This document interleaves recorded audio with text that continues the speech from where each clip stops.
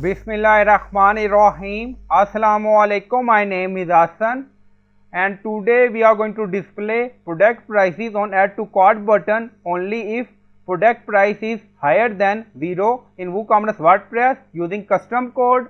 Before starting work, it's my request, please subscribe my channel. Thank you. Now back to our work.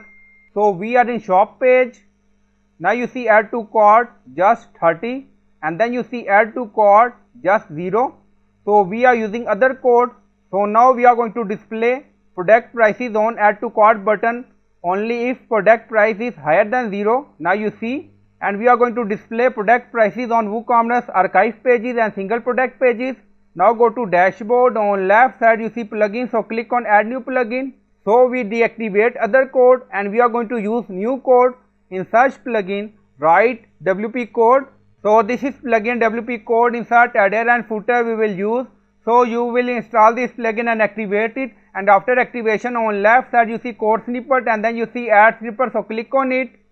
Then you see add your custom code, so again click on it.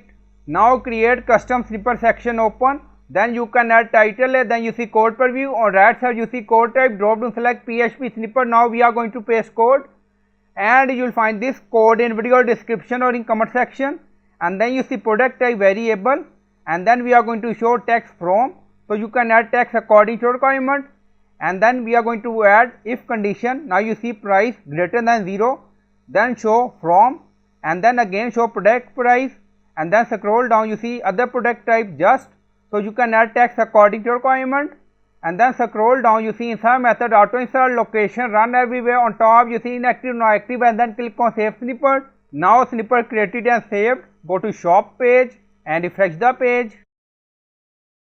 Now you see add to cart just $30 for simple product, and then you see select option from 9, but you see price 0 and don't show any select or just text with add to cart button.